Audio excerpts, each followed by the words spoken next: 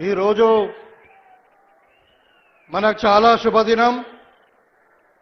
ఒక పండుగ వాతావరణంలో మన నిజామాబాద్ రూరల్ నియోజకవర్గానికి మన ప్రియతమ నాయకుడు తెలంగాణ అభివృద్ధి ప్రదాత అయినటువంటి అన్న రేవంత్ రెడ్డి గారు, honourable chief minister of Telangana, వారికి ప్రత్యేకంగా స్వాగతం పలుకుతూ వారితో పాటు పెద్దలు నీటిపారుదల శాఖ మంత్రివర్యులు, సివిల్ సప్లై మంత్రివర్యులు పెద్దలు ఉత్తమ్ కుమార్ రెడ్డి గారికి, అదేవిధంగా వ్యవసాయ శాఖ మంత్రి గారు తుమ్మల నాగేశ్వరరావు గారికి, అదేవిధంగా రాష్ట్ర ప్రభుత్వానికి అడ్వైజర్గా ఉన్నటువంటి పెద్దలు మాజీ మంత్రివర్యులు సుదర్శన్ రెడ్డి గారికి, అదేవిధంగా మన రాష్ట్రానికి పార్టీకి నాయకత్వం వహిస్తున్నటువంటి పెద్దలు ఇందూరు నివాసి అయినటువంటి మన మహేష్ అన్న గారికి, పిసిసి అధ్యక్షుడు,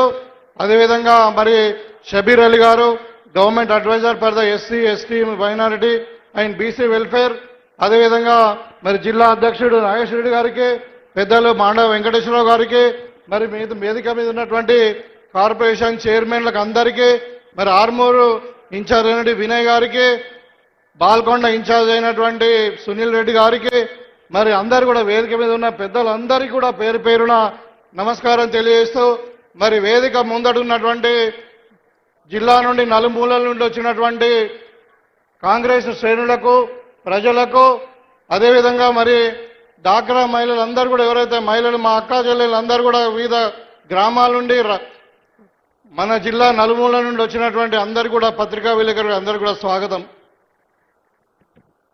2 సంవత్సరాల క్రితం రేవంత్ రెడ్డి గారి నాయకత్వంలో ప్రజల దగ్గరికి వెళ్ళి వాగ్దానాలు చేసి మాట మీద ఉంటామని చెప్పి అలా ప్రభుత్వం ఏర్పాటు చేసుకొని 2 సంవత్సరాల తర్వాత గతంలో పరిపాలించినటువంటి నాయకులు మొత్తం తెలంగాణను అప్పులపాలు చేసినప్పటికీ పైసా కూడబెట్టి ఒక క్రమశిక్షణతోని వాళ్ళ తెలంగాణకు ప్రజలకు ఇచ్చినటువంటి మాటను నిలబెట్టుకుంటూ తెలంగాణను అన్ని రంగాలలో నంబర్ 1గా తీర్చిదిద్దడానికి ప్రయత్నం చేసినటువంటి మన ముఖ్యమంత్రి గారు మన నియోజకవర్గానికి రావడం చాలా సంతోషకరం. ఈ సందర్భంగా ముఖ్యమంత్రి గారిని ముఖ్యంగా నేను వచ్చిన తర్వాత ఒక 10 సంవత్సరాల కంటే ముందు నుండి ఎప్పుడైతే పెద్దలు రాజశేఖర రెడ్డి గారు మన జిల్లాకు తెలంగాణ యూనివర్సిటీ ఇచ్చారు, అప్పుడు తెలంగాణ ఉద్యమంలో అది నా నియోజకవర్గంలోనే ఉన్నది. ఇప్పుడు ముఖ్యమంత్రి గారు మనకు ఇంజనీరింగ్ కళాశాలను ప్రకటించడం, అది క్లాసులు కూడా ఇప్పుడు నడుస్తూ ఉన్నాయి. ఇప్పుడు అదేవిధంగా మనది వ్యవసాయ కళాశాల కాబట్టి వ్యవసాయ జిల్లా కాబట్టి వ్యవసాయ కళాశాలను కూడా ఇచ్చినటువంటి ముఖ్యమంత్రి గారికి ప్రత్యేకమైన ధన్యవాదాలు తెలియజేసుకుంటా ఉన్నాను. నిజామాబాద్ రూరల్ నియోజకవర్గం మొత్తం కూడా వ్యవసాయంకు ఆధారపడి ఉన్నటువంటి నియోజకవర్గం ఇది. నేను కాంగ్రెస్ పార్టీ అధికారంలోకి వచ్చిన తర్వాత ఎమ్మెల్యేగా అయిన తర్వాత ఇవాళ వ్యవసాయ రంగంలోనే కాదు అన్ని రంగాలలో ఇలా నియోజకవర్గం ముందుకు పోతుందన్నా ముఖ్యమంత్రి గారి సహకారంతో, మీ దయతోని. అందుకని నేను కొన్ని చిన్న చిన్న సమస్యలు కొన్ని ఉన్నాయి, మీ దృష్టికి తీసుకొస్తాను. ముఖ్యంగా మాది 7 మండలాలలో 6 మండలాలు డ్రై ఏరియా ఉన్నది. మంచిపా ప్రాజెక్టు మీరు ఎన్నికల ముందు కూడా మా నియోజకవర్గానికి రావడం జరిగింది. అప్పుడు మనము చెప్పడం జరిగింది, పాత మోడల్లోనే మనం మంచిపా ప్రాజెక్టు కంప్లీట్ చేసి ప్రాణహిత చెవెళ్ళకు సంబంధించినటువంటి 21A ప్యాకేజ్ను కంప్లీట్ చేస్తామని చెప్పడం జరిగింది. దయచేసి అది కూడా ఇప్పుడు ఉత్తమ్ కుమార్ రెడ్డి గారు కూడా ఇక్కడనే ఉన్నారు, వారితో డిస్కస్ చేశాం, వారు ఒప్పుకున్నారు, మీరు కూడా ఒప్పుకున్నారు. దయచేసి ఆ పనులను త్వరలోనే ప్రారంభించి మా దగ్గర ఉన్నటువంటి 1,25,000 ఎకరాలకు తక్కువ ఖర్చుతోని ఎక్కువ ఆయకట్టుని ఇచ్చేటువంటి పెండింగ్ ప్రాజెక్టును పూర్తి చేయాల్సిన అవసరం ఉందన్న. దయచేసి మీరు ఒక ప్రకటన ఇస్తారని నేను భావిస్తూ ఉన్నాను. అదేవిధంగా అగ్రికల్చర్ ఉన్నటువంటి ఏరియా కాబట్టి మా దగ్గర ఇండస్ట్రీస్ లేవు. ఒక 500 ఎకరాలు మా నిజామాబాద్ దగ్గరనే ఒక 15 కిలోమీటర్ల దూరంలో గుండారంలో రైల్వే ట్రాక్ దగ్గర ఉన్నది, వాటర్ సోర్స్ ఉండి రోడ్స్ కన్వీనియన్స్ అన్ని ఉన్నటువంటి ఒక ఏరియాను ఐడెంటిఫై చేశాం. దాని కలెక్టర్ గారు కూడా ఫీజిబిలిటీ రిపోర్ట్ ఇచ్చాడు. దానికి ఇండస్ట్రియల్ అగ్రో ఇండస్ట్రియల్ జోన్గా ప్రకటిస్తారని కోరుకుంటున్నాను. అదేవిధంగా మా దగ్గర ఒక 800 ఎకరాల గవర్నమెంట్ ల్యాండ్ ఉంది. అక్కడ ఎయిర్పోర్ట్ ప్రతిపాదన ఉండింది. కానీ ఎయిర్పోర్ట్ అథారిటీ ఆఫ్ ఇండియా మరి ఎన్నిసార్లు మరి సర్వే చేసినప్పటికీ దానికి ఇప్పుడు ఫీజిబిలిటీ రిపోర్టు అనుకూలంగా రావట్లేదు.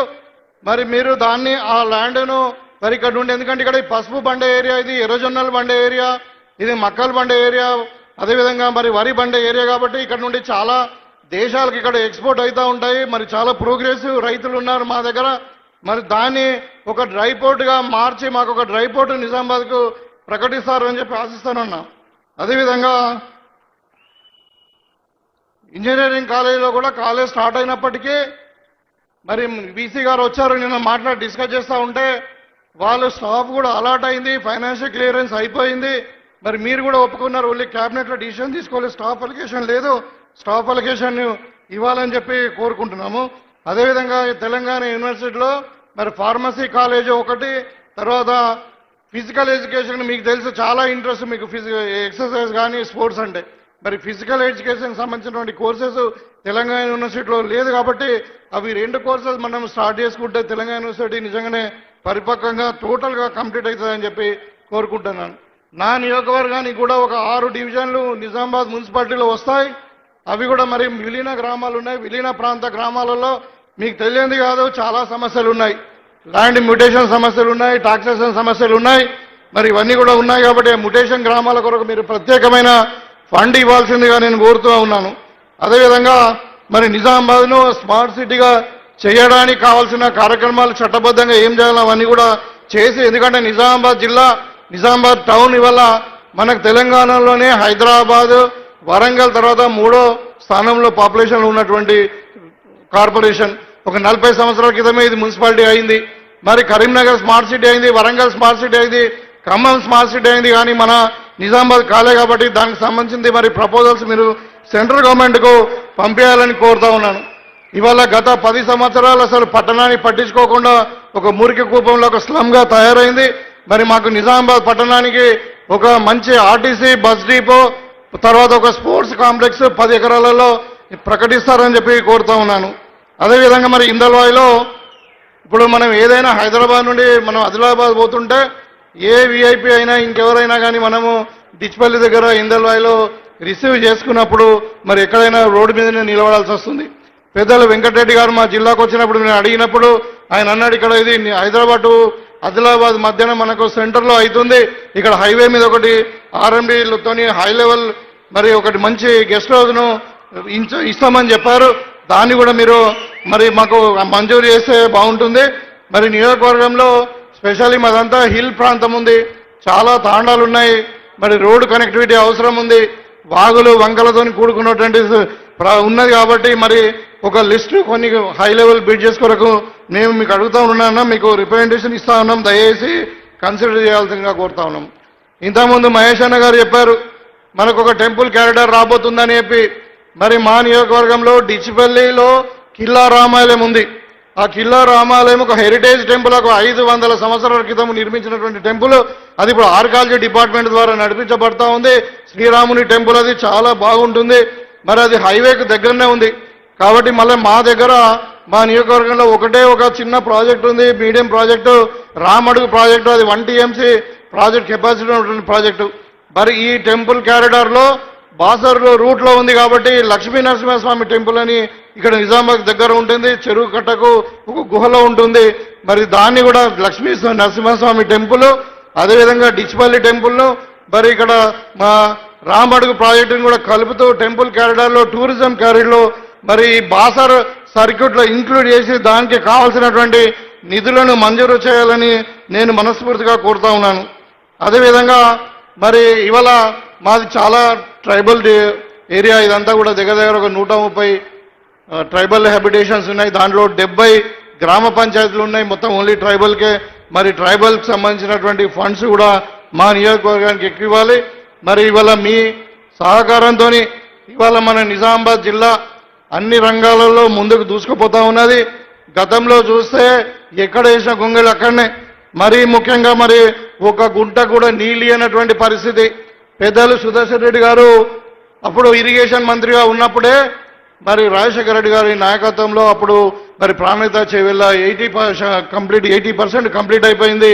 మరి ఇలా తక్కువ ఫండ్స్ తోని మరి మాకు ఎక్కువ కట్టొచ్చేటువంటి ప్రాణహిత చేవెళ్ళ ప్రాజెక్టు 21 మాత్రము ఖచ్చితంగా మీరు వెంటనే మరి దానికి కావాల్సిన అన్ని కూడా ప్రకటిస్తారని చెప్పి కోరుకుంటూ మరి ఇవాళ మన నియోజకవర్గానికి ముఖ్యమంత్రి గారు రావడము చాలా అదృష్టకరం. ఎందుకంటే ఇవాళ మరి నేను ఇక్కడ ఎమ్మెల్యేగా ఉండడము మరి మన నియోజకవర్గాన్ని ఇలా అభివృద్ధిలో ముందుకు పోతా ఉంది. ముఖ్యంగా ఇవాళ పెద్దలు ఇనాగరేషన్ చేసినటువంటి ఏదైతే ఉన్నాయో దగ్గర 600 కోట్ల అంటే ఫౌండేషన్స్ వేసాం ఇలా. దాంట్లో integrated young India integrated school అనే నిజామాబాద్ రూరల్లో కూడా ఉంది. దానికి ఒక 200 కోట్లు, మరి యూనివర్సిటీకి వాళ్ళ ఒక 100 కోట్లతో మనం ఫౌండేషన్ వేసుకున్నామంటే నిజామాబాద్ రూరల్ నిజంగానే ఒక ఎడ్యుకేషన్ హబ్గా ఎదిగబోతా ఉంది పెద్దలు రేవంత్ రెడ్డి గారి నాయకత్వంలో అని చెప్పి సందర్భం కోరుతా ఉన్నా. ఆల్రెడీ మనం అగ్రికల్చర్లో నంబర్ 1 ఉన్నాం, ఇలా ఎడ్యుకేషన్లో నంబర్ 1 ఉంటే మరి ఇంకా దాంతోపాటు మరి వైద్య రంగంలో కూడా మీకు తెలుసు విద్య వైద్యము చాలా ప్రయారిటీ ఇస్తూ ఉన్నారు. ఇక్కడ ఒకవైపు స్పోర్ట్స్, ఒకవైపు టూరిజము, ఇవన్నీ కూడా ఎంప్లాయ్మెంట్ జనరేషన్ కింద బాగా పనికొస్తాయి. కాబట్టి మాకు ఇప్పుడు ఉన్న గవర్నమెంట్ హాస్పిటల్లో చాలా ఒత్తిడి ఉంది. మరి mother and child health care కింద మాకు డిచ్పల్లిలో ఒక 100 పడకల హాస్పిటల్ కూడా మంజూరు చేయాలని కోరుతూ మరి ఈ అవకాశం ఇచ్చినటువంటి నిజామాబాద్ జిల్లా ప్రజలకు మరి పెద్దలకు అందరికీ కూడా మరొకసారి ధన్యవాదాలు తెలియజేసుకుంటూ సెలవు తీసుకుంటా ఉన్నాను. జై తెలంగాణ, జై కాంగ్రెస్, రేవంత్ అన్న గారి నాయకత్వం. థ్యాంక్ యూ, ధన్యవాదాలు. ఇప్పుడు పెద్దలు మన గవర్నమెంట్ అడ్వైజరు మరి షబీర్ అలీ గారిని మాట్లాడవలసిందిగా కోరుతాను.